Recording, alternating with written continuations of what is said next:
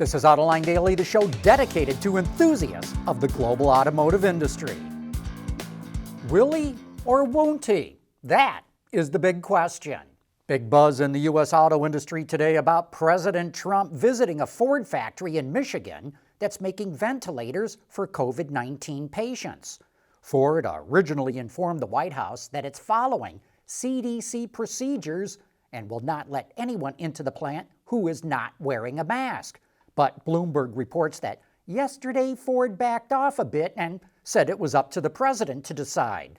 So when asked if he would wear a mask, Trump said, "We'll see. Where it's appropriate, I will." And to see whether he does or not, this trip is going to get a lot more media coverage than it otherwise would.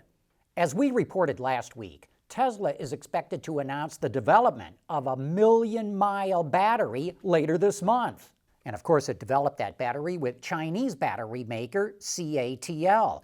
But General Motors is hot on its heels. Reuters reports that GM executive VP Doug Parks told investors that GM has multiple teams working on batteries with no cobalt, and it's working on solid-state batteries and ultra-fast charging. And it's working on a next-generation version of the Ultium battery that it unveiled 2 months ago, and that new version is expected to last 1 million miles. Does speed kill? Volvo seems to think so. Starting this year, all of its vehicles will have a limited top speed of 180 kilometers an hour. That's about 112 miles an hour.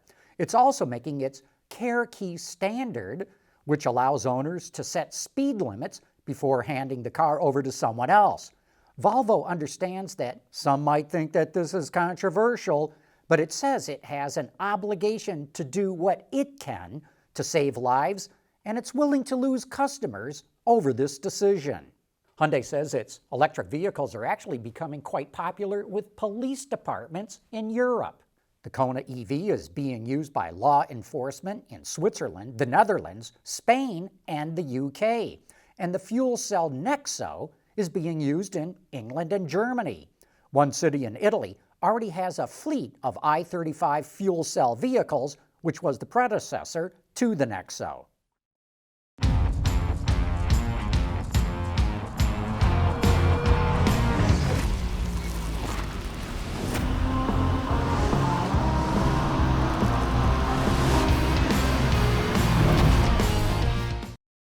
General Motors has an updated version of Super Cruise that's going on Cadillac and other models this year, but it's also working on further development. CNBC reports that GM is working on Super Cruise technology so that it can work not just on the highway, but in neighborhoods and subdivisions and on city streets. It's referring to the new system internally as Ultra Cruise.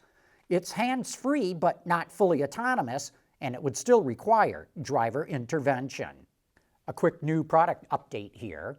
Auto Forecast Solutions reports that the next generation Toyota Tacoma will go into production in August of 2023.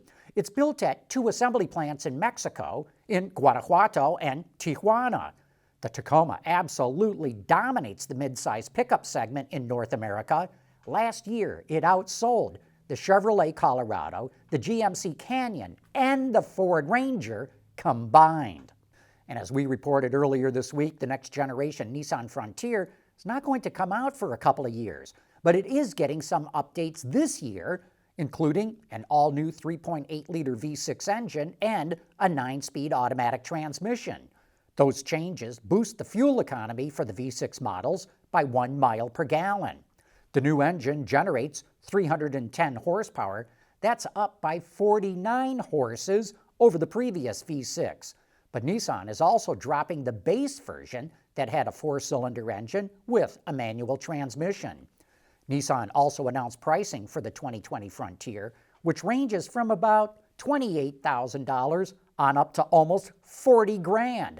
And if you'd like the complete pricing breakdown, check out the link in today's show notes. Speaking of new models, Acura is going to unveil the new TLX online on the 28th of this month. It only has a teaser of the rear end for right now, but it shows the Type S will make a return to that model lineup. With a new 3-liter turbo V6 under the hood, the Type S is said to be the quickest, best handling, and best appointed Acura sedan yet. Stay tuned for more information. Autoline Daily is brought to you by Bridgestone Tires. Your journey, our passion. We know how many of our viewers are interested in anything to do with electric vehicles, so we're ramping up our coverage. Chase Drum is the new West Coast correspondent for Autoline, working out of Oregon. He has a lifelong passion for electric vehicles, and here's a clip from an interview he did with Wade Higgins from FreeWire Technologies, which is developing fast chargers for gas stations to go right in place of gas pumps. Take a look. The boost charger that we have coming out is really designed to go at gas stations. And while I mentioned I think level 2s are really the principal way that most people will actually refuel their EV most of the time, if you do want to do a road trip, you need to have fast chargers. Right. Level 2 is kind of what you'd find at home or maybe at someone's place of work where they have some chargers set up in a parking garage. And when you want to look at kind of this larger scale, that's where you get to the Tesla or Electrify America DC fast charging, where it's about 150 kilowatts or more, depending. Yep. When you're seeing the rollout for this technology, I mean, I think that the biggest concern I've always heard about is really the speed versus the cost of installation. And I think that's what's really interesting about FreeWire Technologies' product is it really allows to kind of bridge that gap and also put into these charging devices in places that usually would be much more expensive for getting the actual concrete and foundation that might need to be torn up or other kind of wiring challenges. Anything you can kind of speak to that with what you've been seeing with the implementations? Absolutely. So what you just mentioned, Chase, in our industry is something called soft costs. And soft costs can typically cost just as much as the hardware, sometimes even more, for installing a DC charger. And the hardware is unquestionably expensive as well. If you really think about it, gas station hardware is incredibly expensive too. You know, to build out a gas station, you're typically looking at least $1 million. And what the boost charger can do is it can functionally replace an existing level 2 charger. You can take an existing AC input that is ubiquitous out there, and you can functionally plug in a boost charger, which has a 160 kilowatt hour battery in it. So it has a very low impact on the grid. It's relatively inexpensive to actually install, but it can still pump out 120 kilowatts DC to a vehicle, which is the sort of fast speed that you expect if you're trying to take a road trip. We're specifically targeting gas stations, not only because BP obviously is a gas station owner, but if you think about gas stations, Americans are already very used to going there to refuel their vehicle. But to actually install a fast charger at a gas station has some incredible complexities.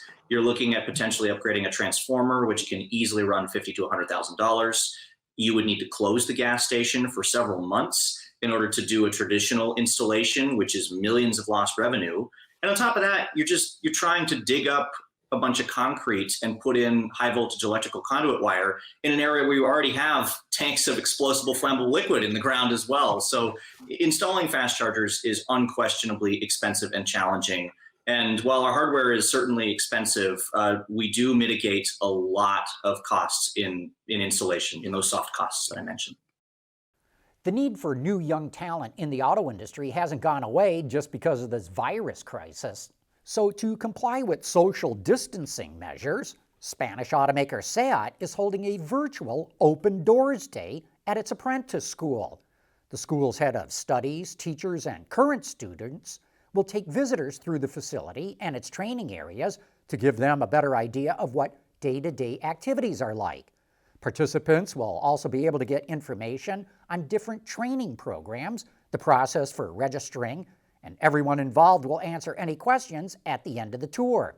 The training lasts for 3 years, and apprentices who successfully complete the program can join SEAT with an open-ended contract. The virtual tour of the Automaker's Apprentice School is today at 7 p.m. Tesla was the car company that paved the way for ordering cars online, and now some other major manufacturers are trying to follow it. Volkswagen is going to allow customers in Germany to order vehicles directly online from the automaker, and they can switch between online or offline channels during the buying process if they want. but it only applies to Volkswagen's ID family of electric vehicles. The customer chooses a preferred dealer, and that dealer assumes the role of an agent, and they're going to receive a commission from Volkswagen even if the vehicle is purchased online. Speaking of buying cars online, Ward's Auto has put out a big warning to dealers.